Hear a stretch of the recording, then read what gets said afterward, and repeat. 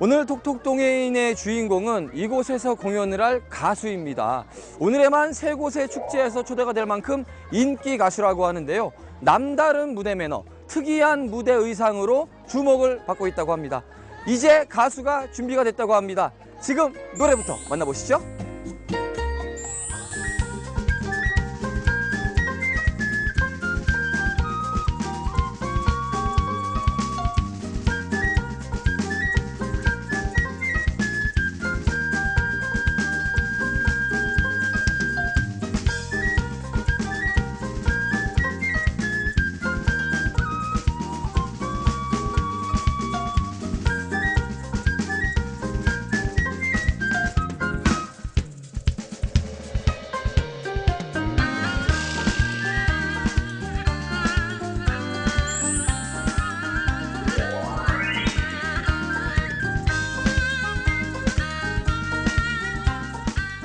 공연장에서 본 가수를 만나러 온 것은 바로 이곳 절입니다.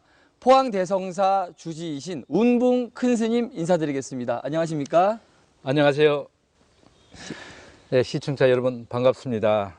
제가 이곳 절에서 만나 뵙기 전에요. 마이크를 들고 계신 스님을 뵙다가 이렇게 네. 염주를 들고 계신 모습을 보니까 또 느낌이 색다르십니다. 예. 네. 어떻게 스님도 무대에 있을 때하고요. 또 이렇게 절에 있을 때 느낌이 많이 다르신가요? 그래서 오늘은 정식적으로 이제 제가 입은 것이 이제 이 장삼, 이게 이제 가사죠. 법위를 착복하고 또 이 대웅전 앞에 앉아 있으니까 모습이 조금 이제 색다르겠죠. 그죠? 또 무대에서는 또 색다른 모습으로 보일 수도 있고. 그렇지만 저희 본래 모습이 똑같겠죠. 이제 보는 사람들의 이제 관점에 따라서 뭔가 이렇게 느낌이 좀 다르게 보였겠죠. 굉장히 인기도 많으시고요. 네. 호응도 좋으시더라고요. 네. 무대 위에 서시면은 그래도 이 뭔가 가수의 희열이 조금 느껴지시기도 하시죠? 글쎄요. 저를 보는 그 모습이 이제 운붕 큰 스님의 모습으로서 봐줘야 되는데 또 바깥에서 나가면은 뭐 가수 스님, 안 그러면은 또 뭐 연기를 하니까 뭐 배우 스님하고 이제 이렇게 말씀을 많이 하시더라고요. 그런데 저는 그냥 본래 스님 모습으로 봐주면 제일 좋아요. 맞습니다. 요즘 뭐 아이돌 이런 말들이 많은데 네. 대한민국 최초의 스님돌이라고 해도 예. 예. 자, 이제 이틀 후면은 석가탄신일입니다. 네. 오늘 그래서 저희가 운붕 스님을 찾아왔거든요. 네. 포항에서 굉장히 이렇게 유명한 절이고 많은 분들이 찾아오는 절이 이곳 대성사 아니겠습니까? 네. 얼마나 많은 분들이 찾아오시는지 그리고 대성사는 어떤 사찰인지 간단히 소개 좀 여쭤봐도 될까요? 네. 대성사는 본래 신라 시대 때 조그마한 이제 암자터가 있었다 그래요. 본래 여기서 조금 한 1km 가면은 이 연화사지라 하는 우리 연화지가 있잖아요, 포항에. 거기가 연화사지라 큰 절터가 있어서 신라 시대 때 아마 그에 따른 조그마한 부속 암자가 있지 않았나 싶은 생각이 들어요. 그렇지만은 이 세월 속에서 절이 또 없어졌다가 다시 조금 부흥이 됐다고 해서 조그만 형체만 남았는 것을 제가 81년도에 대성사 주지로 왔습니다. 그러니까 약 대성사 온 지 한 35년 됐죠. 그래서 지금 현재 이 대성사 총가람은 제가 와서 이제 불사를 일으킨 겁니다. 아무래도 뭐 많은 분들께서 일단 찾아오실 것 같고요. 근데 네. 제가 일단 첫 번째로 궁금한 부분은 네. 우리 운붕 스님, 이 운붕 이름의 뜻은 어떻게 되는 거죠? 제 이제 운붕이란 이 이름 자체가 보면은 이제 서경복 큰 스님께서 지어주신 겁니다. 서경복 스님이 저희 이제 법사 스님이십니다. 그러니까 우리가 보통 보면은 이제 머리를 이렇게 깎아준단 말이에요. 그러니까 덕도를 시켜주신 분은 이제 은사 스님이라고 그러고 자기의 이제 법을 제자한테 전수하는 것을 이제 법사 스님이라고 그래요. 그래서 저에게 법을 전수하면서 내려주신 이름이 이제 운붕인데 뜻 자체가 운붕이란 뜻은 아침 이슬이 아니면은 먹지를 말고 오동나무 가지가 아니면은 난지를 말면 하늘을 한 번 나르면 만리를 보라 이러는데 이러면 굉장히 멋있어 보이죠, 뜻은. 그죠? 신선의 느낌이 조금 나는 것 같습니다. 근데 예. 아침 이슬이 아니면 먹지를 말라는 것은 우리가 제가 요즘 가만히 생각해 보면은 수행자로서 우리는 수행자잖아요, 그죠? 수행자는 항상 계행을 잘 지켜야 됩니다. 수행자가 계행을 못 지키면 수행자로서 아무 가치가 없어요. 네. 그래서 수행자로서 계행을 잘 지키라는 뜻일 거고 오동나무 가지가 아니면 난지를 말라는 것은 수행자로서 갈 자리 못 갈 자리 분명히 가릴 줄 알아야 되고 선비와 같은 청빈한 마음으로 살아라. 하늘을 한 번 나르면 만리를 보라는 것은 깨침을 얻으라는 그런 뜻으로 아마 저에게 그런 운붕이라는 이름을 주신 것 같아요.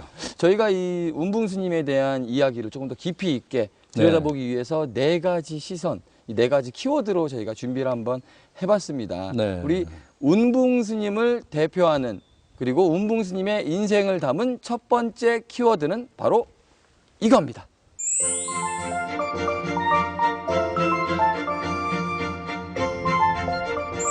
야단 법석. 혹시 이 말은 조금 떠들고 시끄럽고 한 상태를 일컫는 말이 아닌가요? 제가 어렸을 적부터 좀 많이 듣던 말 중에 하나인데 다른 뜻이 있나요? 야단 법석이란 말이요? 우리 시장통에 가면은 사암이 일어나고 뭐 그러면 이제 야단 났다 일어났다 그러죠. 그렇죠. 막 그런 떠들고 시끄럽고 야 이건 뭐 언제 그러는데 본래 야단 법석이라는 것이 본래 덜야자죠, 그죠? 예. 달려 그러니까 덜에다가 법단 이게 법단을 마련해 놓고 설법을 하는 이제 하는 과정을 그려놓은 것이 우리가 문구 자체가 본래 야단법석이라는 말이 거기서 나온 거예요. 나오는데 그게 진짜 사람들이 많이 모이고 떠들고 시끄러운 것을 이제 야단법석이라고 그러는데 본래 야단법석이라는 것은 우리가 설법단을 덜에다가 바깥에다 이제 마련한 것을 야단법석이라고 그럽니다. 새로운 것을 배웠네요. 어떻게 보면 불교 용어 중에 하나였군요. 야단법석이. 네. 그러면 그 야단법석의 자리에서 스님께서 가장 뭐 법문이라든지 이렇게 뭐 설법이라든지 네. 이렇게 말씀을 하셨던 게 처음 하셨던 게 혹시 기억이 나시나요? 몇 살 때 하셨는지? 제 고향이 바로 요 청하면 상대리에 태어났어요. 예. 그래서 아주 어린 시절 보내다가 거기서 또 그 밑에 내려가면은 청하 이제 미남이라는 한 동네가 있어요. 거기 이제 7살에 그쪽으로 다시 이사를 가서 자연히 그 산 너머에 조그마한 원각사라는 이 절이 암자가 있었어요.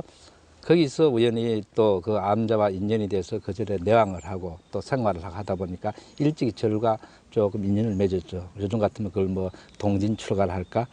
그러다 보니까 자연스럽게 이제 스님들과 이 접촉을 하다 보니까 어린 시절부터 또 스님들을 따라다니면서 연불도 배우고 이래서 제가 11살 때 아마 정식적으로 스님들 따라서 요즘 같으면 천도식이라는 이식이 예. 제2식 그러니까 돌아가신 분을 이제 왕생극락 천도하는 그 과정을 그리는 이제 그것을 우리가 천도라 그래요. 거기서 한번 이제 처음으로 11살 때 한번 연불을 같이 해본 적이 있어요. 그래서 아마 첫 경험일 것 같아요. 11살에 연부를 처음으로 하셨고요. 아까 말씀으로는 7살에 이제 처음으로 불교에 관심을 갖고 네. 또 이렇게 하시기 시작하셨던 것 같은데 사실 7살이면은 굉장히 어린 나이잖아요. 아무 영문도 모르죠. 그죠? 그렇죠. 예. 불교가 뭔지 뭐 천주교가 뭔지 아무것도 모를 때인데 아니 어떻게 이렇게 스님들이 좋아지고 불교에 대해서 관심이 가고 그럴 수 있었을까요? 제가 봤을 때는 특별한 이유는 없었던 것 같고 우리가 이제 과거성의 인연법이 아니겠나. 그러니까 이제 우리가 모든 것은 우리 불교는 인연법을 굉장히 중요시하잖아요. 전생에 과거생에 부처님과 상당한 나는 인연이 있지 않은가. 그래서 다시 현생에 와서 어린 시절부터 뭔가 불교를 접하게 되고 또 자연스럽게 사찰이 좋고 또 절에 생활하는 모습이 뭔가 좋아 보이고 아마 7살 되면 무서워서도 절에 안 가실 거예요. 그렇죠. 저로 생각해보면 굉장히 무섭고 또 어려웠던 곳이 중에 하나가 또 그렇죠. 절이 아닌가 하는 생각이 드는데 저희가 그 사람 운붕에 대해서 조금 알아보기 위해서 제가 좀 실례되지만 질문 하나 드리겠습니다. 네. 혹시 본명은 어떻게 되십니까, 네? 스님? 본명은 저는 이제 성은 나라 정자 그러니까 이제 본은 이제 오천정씨입니다. 그리고 본명은 이제 클태자 석삼자 태삼. 정, 태자, 삼자를 네. 쓰시는군요. 7살에 이제 그 7살이니까요. 네. 7살의 태삼이가 이제 절에서 스님들을 만나고 또 스님들과 함께 시간을 보내셨어요. 스님들과 만나면서 이렇게 많이 들었던 말들 중에서 기억에 남는 거 혹은 깨달음을 좀 그때 당시 어리지만 얻었던 사건이라든지 이런 게 좀 있었을까요? 요즘은 이제 절에 천도식 가면은 이제 사찰에서 많이 하는데 이거 동해 지역 풍습을 보면은 이제 속가 그러죠. 이제 가정집에서 사람이 돌아가시면 49일이나 100일 때나 탈상 때 이제 천도제를 모십니다. 예. 그리고 주로 이제 저녁 밤에 밤에 모시다 보면은 이제 그날 처음으로 이제 스님 따라서 같이 이제 연부를 하는데 어린 나이니까 밤에 잠을 못 이기잖아요. 예. 그러니까 결국은 뭐 밤 10시 되면은 어쩔 수 없으니까 큰 스님들 연부를 하는데 스님은 연불 한다는 그 스님 무릎 베고 결국 자는 수밖에 없잖아요. 잠들어 버리잖아요. 아, 연불 중에 이제 네. 예. 잠들었는데 그때 스님은 노보살들이 쭉 많이 앉아 계시면 이제 농담 삼아서 이제 어리니까 이제 이게 새끼 중이라 이러더라고. 예, 예, 예. 저 새끼 중은 언제 자다가 언제 연불 할 건데 잠만 자고 있느냐고. 이제 그런 적도 있었고 어떤 스님 한 분은 다 나를 얼굴을 보더니 그는 임법당 하나 좋다, 임법당 하나 좋다 그래요. 그럼 나는 임법당이 뭐냐? 그러게요. 무슨 말인가요? 그럼 우리가 법당은 이 법당인데 임법당이라 그런 게 사람 인자란 말이에요. 그러니까 사람 법당이라. 그럼 사람 법당이 뭐냐? 본인 자신 육신이란 말이에요. 그러니까 이제 너 이제 임법당 하나는 참 멋지다, 잘생겼다, 아마 이제 그런 뜻 외모가 좋다라는. 그러니까 예. 품의 모든 모습이 참 좋아 보인다 뜻으로서 임법당이 잘생겼다 이제 이러시더라고. 지금 은연중에 자기 자랑하신 거죠? 글쎄요. 근데 뭐 좀 자랑도 하긴 해야 되는데 그죠? 아무리 내가 자랑해본들 내 모습이 본래가 안 좋으면 뭐 자랑한들 그게 표시가 안 나죠. 아유, 아닙니다. 인물도 굉장히 네. 좋으십니다. 네. 이른 나이에 또 어린 시절부터 관심을 갖고 또 연불도 일찌감치 하셨고요. 주지가 되신 것도 굉장히 어린 나이라고 들으셨습니다. 제가 이제 정식적으로 대승사 와서 주지 임명을 받은 지가 26살 때 이제 대승사에 왔거든요. 그래서 이제 한 사찰에 좀 한 35년 실제로 머물고 있으면서 뭐 여러 가지 이제 활동도 하고 또 대승사에 있으면서 또 서울 쪽으로 다니면서 이제 학교도 다니고 마저 다니고 뭐 이런 과정을 거쳤죠. 26이면 사실 청년이잖아요. 그리고 요즘 학생들 같은 경우는 아직 대학을 다니고 있을 정도예요. 어디에 보면 어린 나이이기도 하거든요. 주지로서 또 나이 많고 연세 많으신 신도들 상대하고 말씀하시기에 어려운 부분도 많으셨을 것 같은데 그래서 반응은 어떠셨어요? 그러니까 그 당시에는 이제 이렇게 오시면은 그래도 이제 스님이니까 어쨌든 이제 먹물장삼을 수하고 이제 부처님 제자니까 80대 노보살도 와서 이제 절을 삼매를 올리잖아요. 예. 그럼 상당히 조금 이제 민망스럽죠. 거북스럽고 그러면서도 오히려 저는 또 할머니 같은 느낌이 그죠. 할머니고 그러니까 스님으로서 모습을 보면서도 또 어떻게 보면 손자 같은 모습으로 본 사람도 있고 또 아들 같은 모습으로 또 보는 사람들도 있고 그러다 보니까 자연지 또 대승사에 한 35년을 살다 보니까 그런 분들의 인연이 다 하는 가족적인 그런 인연으로 비슷하게 맺어지더라고. 아무래도 이곳에서 35년이시기 때문에 또 그만큼 오래된 신자들도 굉장히 또 많으실 것 같아요. 네, 그렇죠. 예. 뭐 혹시 기억에 남았던 신자라든지 아니면 기억에 남았던 뭐 주지로서 젊었을 때 일화나 이런 것들은 있으신가요? 전에 어떤 이제 노보살님이 그렇잖아요. 아들의 용돈을 받아서 이제 뭐 절에 와서 또 시주도 하고 이렇게 하다 보니까 꼭 스님 옷을 한번 지어드리고 싶었던가 봐요. 법복을. 그러니까 스님 법복을 한번 지으려면 최소한도 한 100만 원 있어야 되니까 그 노인네가 100만 원 없잖아요. 그러다 보니까 이제 아침에 박수를 주스러 나가는 거야. 새벽에 이제 스스로요? 네, 스스로 이제 당신께서? 예. 박수를 이제 주스러 나갔는데 막 그냥 박수를 버린 것만 가져오면 괜찮은데 가게 앞에 내놨던 것도 막 그냥 버린 줄 알고 이제 가져와 버리는 거야. 예. 그래서 그 얘기가 이제 아들 귀에 들어가는 당신이 얼마나 어머니한테 용돈 안 드니까 어머니가 새벽에 지금 박수 주스 다니도록 만드느냐. 어?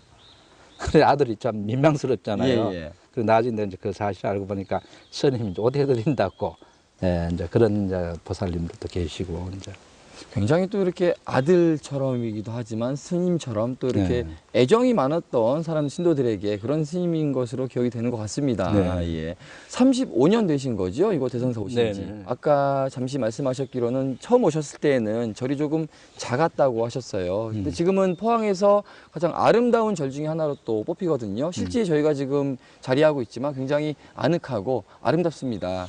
여기까지 또 꾸려내는데 굉장히 많은 시간도 드셨을 것 같고요. 어려움도 있었을 것 같아요. 제가 처음 대성사 올 때는 요 대지가 한 300평밖에 안 됐어요. 예. 안 되고 조그마한 이제 법당 하나 10평짜리 있었고 법당이 작다 보니까 한 10평이니까 한 40명 정도밖에 못 들어가요. 예.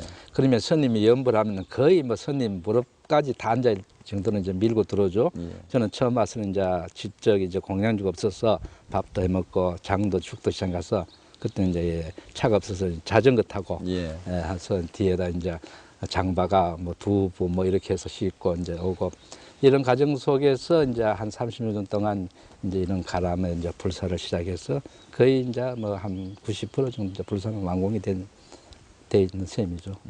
아무래도 스님 혼자만의 노력이라기보다도 또 많은 신도들이 또 도와주셨기 때문에 네, 함께 또 그럼요. 키웠던 것 같은데요. 누구나 이렇게 뭐 찾아와도 되는 거죠?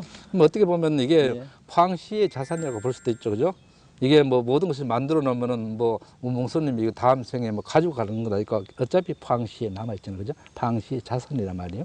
대성사는 조금 시내면서도 또 편백 나무가 있어가지고 편백이 또 상당히 우리가 몸에 좋다 그러잖아요. 그 아토피스가 나와서 그래서 보니까 요즘 환자분들이 이거 많이 오시더라고요. 그래서 이제 앉아서 나무에 그 기를 받는다고. 그래서 여러 가지 조건이 상당히 잘 갖춰져 있고 또 포항시 내에서 가장 근접이 돼 있고 그래서 많은 분들이 조금 대성사 오셔가지고 찾아오셔가지고 기도도 하시고 또 이 아름다운 이 전경 속에서 즐기다가 가시면 좋겠습니다. 네, 포항대성사 주지신 운봉 스님과 함께하고 계십니다. 운봉 스님의 인생을 담은 키워드 두 번째는 이겁니다.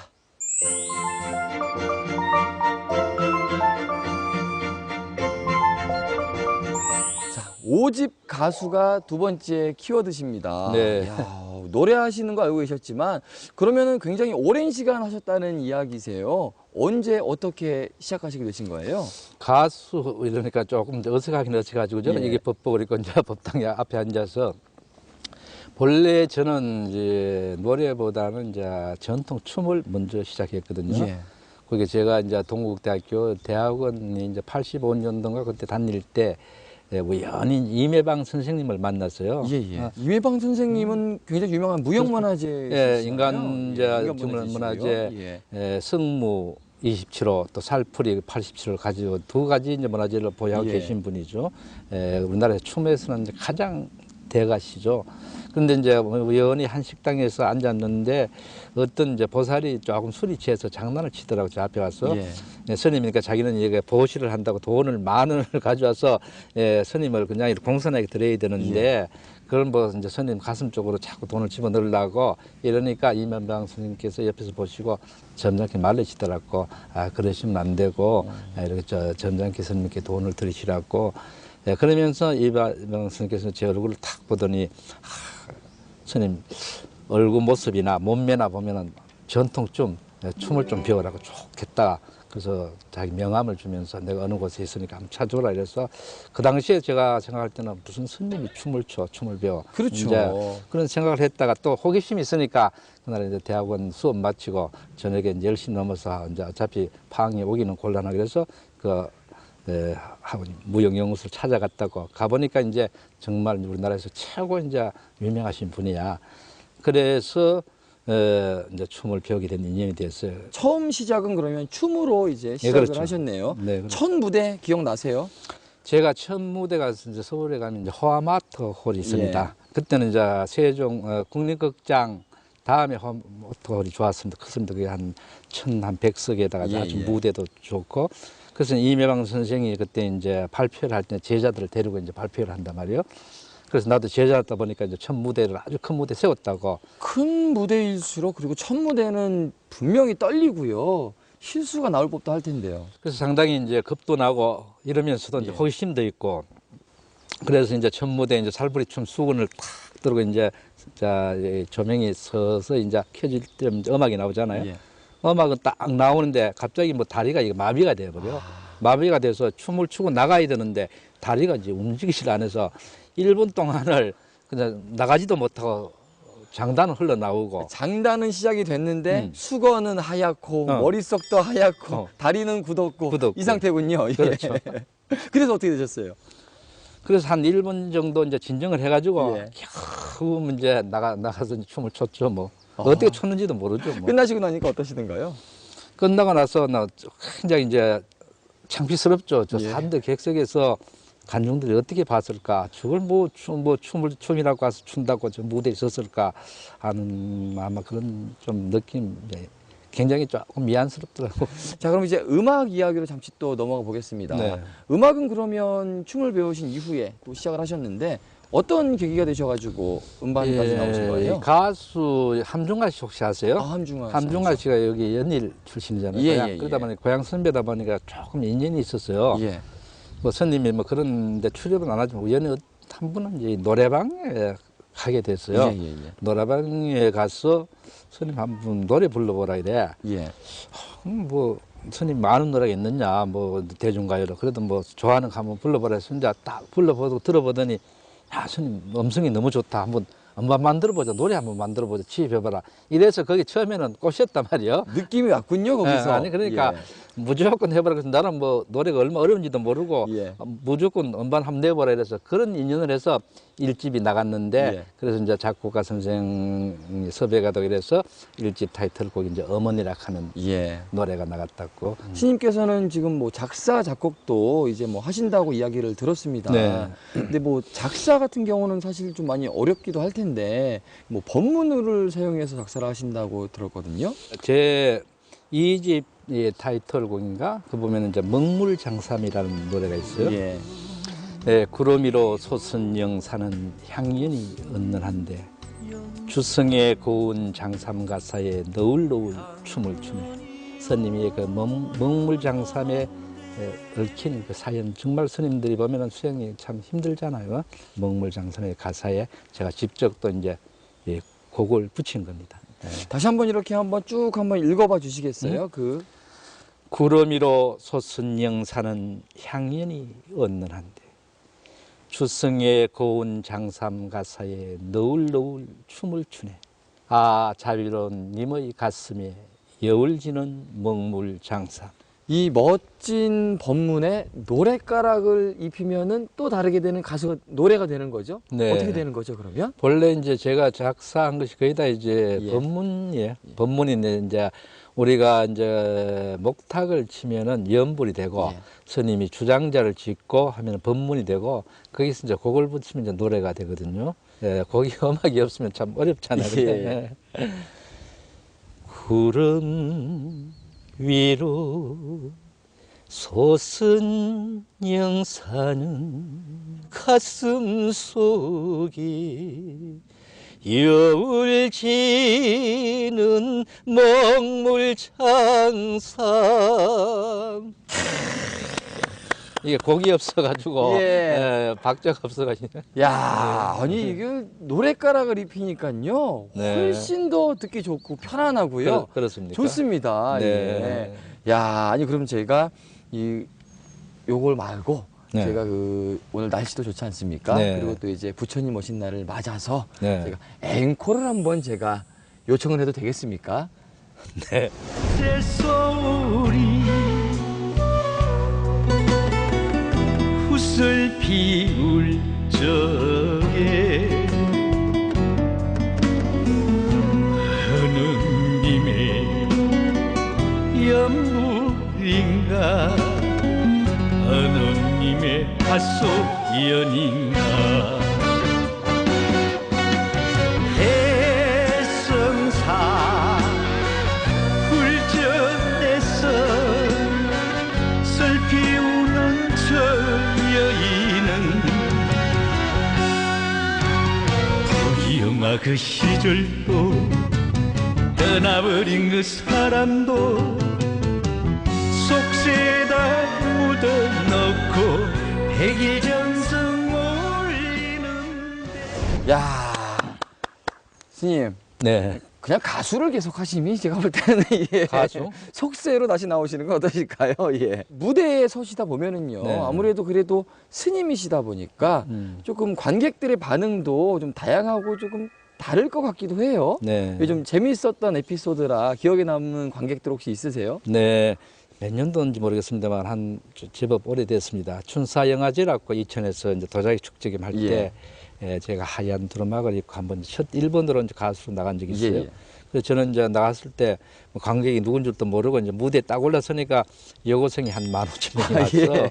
이제 그 사람들은 이제 손님인 줄 모르잖아요. 어떻게 됐든 머리는 빡빡 깎았지만은 흰 두루마기를 입고 나오니까 이제 오빠 하고 막 이제 박수를 치니까 저로서는 상당히 당황스럽잖아요. 그렇죠. 손님의 근엄한 모습에서 합장하게 이렇게 하다가 오빠가 박수 치니까 그런 경우도 있었고 한 번은 저기 장지면에 이제 노인네들을 모셔놓고 효도 큰 잔치 하는데 예. 이제 노래를 부른 적이 있었어요. 그래서 제가 이제 노래 1절을 부르고 2절은 이제 그 노인네 분들하고 가까이 한다고 이제 객석에 내려가서 쭉 돌면서 이제 어머니 노래를 부르는데 저는 내려가서 노래 부르면 같이 이제 이렇게 박수 칠 줄 아는데 스님이니까 그분들이 미안한지 막 일어서서 노래를 부르는데 절을 해 합창 절을 하고 이제 그런 경우도 있고 예. 그래서 이렇게 스님이라는 이제 모습 때문에 사람들이 굉장히 조금은 이제 조심을 많이 하시더라고. 스님만 음악을 하는 줄 알았더니요. 네. 이곳에는 또 많은 시민들 그리고 신도들도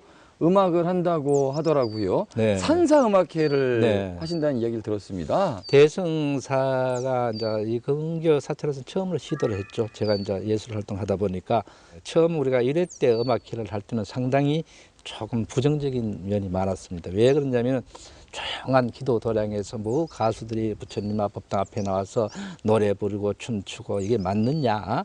기도를 해야지 이제 이런 분류가 많았어요. 근데 지금은 대중문화 차원에서 불교도 이제는 이제 정적인 면보다는 이제 동적인 면으로 많이 가야 되거든요. 지금 이 사찰에 보면은 거의 젊은 세대가 끊어져 버려요. 이 학생들이 절에 와서 108배 참여하고 이 꿀 앉아서 절하라 하면 안 해요.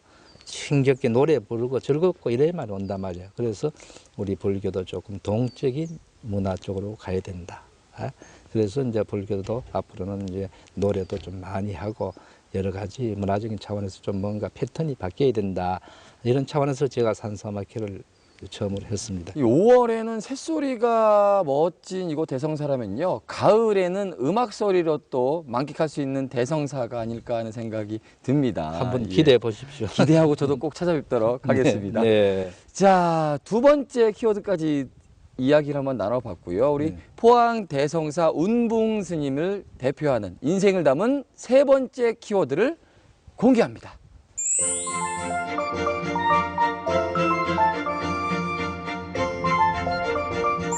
오집 가수에 이어서 세 번째는 레드카펫입니다. 네. 이게 아니 대성사 앞에 레드카펫이 있는 것도 아닐 텐데 예. 네. 제가 생각하는 그 영화나 드라마, 뭐 영화제 이런 데 나오는 레드카펫이 맞나요? 네. 그럼 뭐 연기에도 하셨다라는 얘기인가요, 스님께서? 글쎄 제가 이제 레드 카페 얘기 나오는 게 제가 부산 국제 영화제 한 3번 정도 이제 참석을 했거든요. 예. 이제 배우 자격으로서 그것도 배우 자격으로요. 우리 이제 배우협회 제가 이제 자문위원 되어 있다 보니까 예. 이제 국제 영화제 이제 레드 카페 밟고 가는데 그것도 아주 뭐 주연급이나 뭐 김혜수 정도 돼야 뭐 이게 앞에서 뭐 관심을 갖더라고. 우리들이 야 들어가봐야 이러다가 밟아봐요. 별거 아니지만은 인기 배우들이 와야 예. 사람들이 관심을 갖죠. 뭐 그냥 뭐 늙은 배우 이제 하나 왔구나 이 정도겠죠, 그죠? 음악에 이은 연기까지 예. 어이구 뭐 알수록 스님에 대해서 공부를 할수록 더욱더 신기하고요. 네. 뭔가 놀랍습니다. 예. 그런데 연기를 하는 게 좀 어려울 수도 있잖아요. 예. 음악은 음악대로 힘들지만 연기도 사실은 쉬운 분야가 아니거든요. 힘든 점 없으셨어요? 근데 거의 다 제 자신은 이제 스님의 모습으로 예. 이제 나가잖아요, 그죠? 출연이 거의 다 이제 뭐 맨날 시대 이제 왕사역이라든가 이런 이제 스님의 모습이니까 뭐 스님이 하는 역할이니까 조금은 이제 그렇죠. 그래도 이제 카메라가 들어오면 아무래도 힘이 들죠. 예. 그런데 한번 기림사에 이제 촬영을 갔다가 다비 장면을 내가 이제 목탁 치면서 연불 타고 이제 같이 하는데 분명히 탤런트가 하는 것 같은데 옆에 사람들이 소리는 탤런트가 저렇게 연불을 잘해요. 이제 이런 경우도 있고 이제 촬영 장소에 가면 이제 아쉬운 점은 있더라고. 뭐냐면은 손님들이 다 뭐 탤런트고 엑스트라잖아요. 옷만 이렇게 입히고 머리만 깎여놨지 이 옷을 입은 상태에서 막 쉬는 시간에는 담배 물고 막 이렇게 다니니까 모르는 사람들은 이제 손님인 줄 알잖아. 그렇죠. 손님들이 막 지금 담배나 물고 저 돌아다니는 저런다고. 오해하시는 분들도 있을 그렇죠. 거고요. 한번 이제 서울 쪽에서 그 영화를 촬영을 끝내고 창덕궁이에요. 끝내고 이제 식사를 해야 되는데 예. 그 보통 보면은 우리가 이 스태프진들이 보면 촬영하다 보면 굉장히 지치잖아요. 저녁에 조금 잘 먹어야 되는데 이 손님 눈치가 보이는 거죠. 손님을 모시고 가기는 가야 되는데 고깃집은 자기들이 가고 싶은데 손님 때문에 이제 고깃집을 못 간단 말이에요. 그렇죠. 제 부담을 갖지 말고 제 한 사람으로 인해서 다른 사람이 피해를 입으면 안 되니까 저는 상관하지 말라. 모든 것은 이제 마음에 있는 것이니까 그래서 강남에는 이제 고깃집을 갔다고 성복을 입고 아, 승복을 그대로 입으시고요. 뭐 촬영을 했으니까 예. 이제 성복을 입고 가니까 이제 그 당시에 뭐 요즘은 그래도 보통으로 생각하는데 그때만 하더라도 벌써 아마 20년 가까이 세월이잖아요. 놀랐겠습니다. 그래서 막 한 300명이 앉아가 홀에서 고기를 드 식사를 하다가 예. 손님이 탁 들어오니까 고깃집 들어오니까 말을 못하고 쳐다보더라고. 예. 그래서 참 민망스러워. 그런데 이제 그 문종은 감독이 아주 재치가 있어. 사실은 우리가 오늘 영화 촬영을 하고 왔습니다. 스님 역할을 하신 배우입니다. 그래서 밑에 옷을 못 갈아입고 배우인데 이렇게 들어왔습니다. 이러니까 이제 그 식당 주인이 탁 쳐다보더니 배우보다는 스님이었으면 더 어울릴 것 같은데요. 이러시더라고요. 이제 그래 다니다 보면은 그런 에피소드도 있었고. 아무튼 그 음악이면 음악, 또 연기면 연기. 그러니까 뭐 개인을 위해서 하시는 게 아니라 또 이렇게 포교를 위해서 활동하시는 거고 점차 넓어져 가는 거니까요. 굉장히 좋게 보고 있고요. 앞으로도 또 꾸준하게 이어나가시기를 기대하도록 하겠습니다. 네. 예. 네, 대성사 운봉 큰 스님을 대표하는 네 번째 키워드는 이겁니다.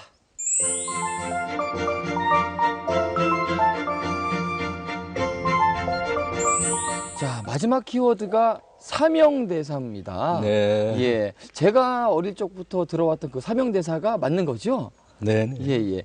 사실은 요즘 어린 친구들은 잘 모르기도 하더라고요. 좀 그렇죠. 간단하게 사명대사에 대해 소개 좀 부탁드리겠습니다. 네, 사명대사 가면은 우리 이제 임진왜란을 전후해서 이제 많은 활약하셨던 저 분이시죠, 그죠? 어떻게 됐든 이제 사명대사는 성장이시잖아. 임진왜란을 10년 가까이 겪으면서 나라가 이제 풍전등화가 됐을 때 홀련히 스님이 몸으로써 이제 성병을 조직해서 왜군을 무찌렀고 또 병자호란하는 때는 일본에 직접 외교 사절단을 이끌고 가서 이제 평화협정을 맺고 우리나라 포로 3,300명을 또 귀환시키고 오셨고 또 임진왜란 때 약탈돼 갔던 많은 우리 문화재 보물들을 찾아오신 분이죠. 맞습니다. 이거 특히 호국 사상하면은 빠질 수 없는 분이 사명대사이기도 한데요. 그러면요. 이 사명대사와 우리 운봉 스님과는 어떤 관계가 있길래 키워드가 된 걸까요? 네, 제가 이제 사명대사 기념 사업회가 있습니다. 예. 거기에 이제 중앙 회장직을 맡고 있습니다. 네. 그러면은 이제 사명대사에 대해서 역사적으로 자꾸 지금 잊혀져 가거든요. 그렇게 나라를 위해서 훌륭한 일을 많이 하셨지만은 이수신 장군 또 뭐 그 당시에 권율 뭐 이런 모든 분들은 정말 역사상으로서 지금 재조명을 받고 또 나라에서도 그분들의 기념감도 많이 지어놓고 이렇게 했지만 사명대사는 이 스님이라는 신분 때문에 또 후손들이 없다 보니까 그걸 특별히 많이 이제 챙겨주신 분이 없잖아요.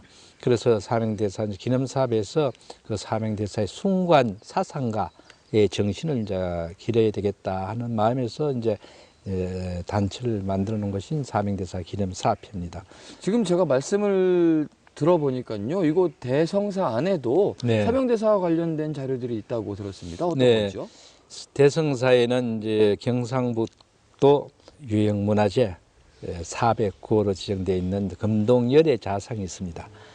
그것이 이제 사명대사께서 평상시에 원불로 모셨고 또 몸에 지니고 다녔던 조그마한 아주 작은 불상입니다. 예, 예.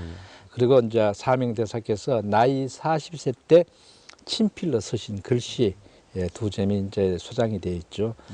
그 부처님은 제가 20년 전에 저와 인연 있는 서성 되시는 스님께서 저한테 이제 전수하시고 이제 가신 부처님이에요. 그래서 아마 어떻게 됐든 그 부처님을 제가 이제 대성사에 모시게 됐고 또 제가 사명대사 기념사업회 회장직을 맡았을 때는 뭔가 하나의 문화재로서 그것을 모시는 것이 아니라 그 사명대사의 내면의 세계를 조금 이제 사상을 세상에 조금 알리고 특히 이 어려운 이 시대에 사명대사의 호국 사상을 조금 나라를 사랑하는 그런 마음을 조금 전파하라는 그런 뜻도 있지 않겠나 하는 그런 생각을 갖습니다. 그래서 그런지 지금 영화 쪽으로도 네. 사명대사와 관련해서 지금 준비 중이라는 이야기도 들었습니다. 제가 초등학교 시절까지만 하더라도 교과서에 보면은 이수신 장군, 사명대사 이래서 역사적인 큰 인물로서 이제 나왔다고. 그런데 어느 날 이게 사명대사 편이 없어져 버렸다고. 어떻게 이제 종교적인 차원에서 그걸 없앴는지는 모르겠지만 우리가 이 사명대사를 종교적인 인물로서보다는 역사적인 하나의 호국 인물로서 이게 다뤄줘야 되는데 너무 스님의 모습으로서만 우리가 정부 차원에서 그걸 다룬다고.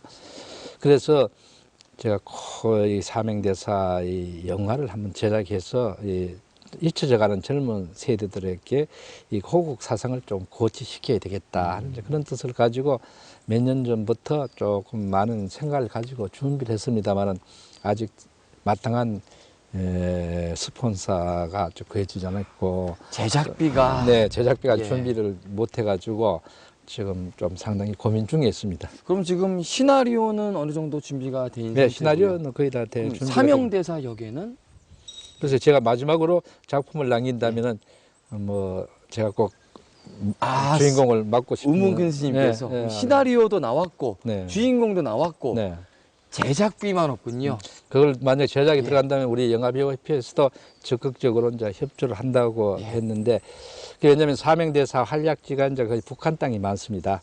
북한과 지금 아주 문화적으로는 지금 막혀버렸잖아요. 다시 그걸로 인해서 좀 문화가 교류가 되는 뭐 그런 계기가 됐으면 하는 그런 좀 마음도 가지고 있고 하지만 제 혼자 힘으로서는 지금 상당히 좀 어렵죠. 맞습니다. 지금 방송을 보시는 분들 중에서 참 이 사업이다 하시는 분들은 연락을 주셔도 될 것 같습니다. 예, 이 탄탄한 시나리오와 그리고 연기파 배우가 지금 메소드 연기가 가능한 배우가 준비 중이거든요. 예.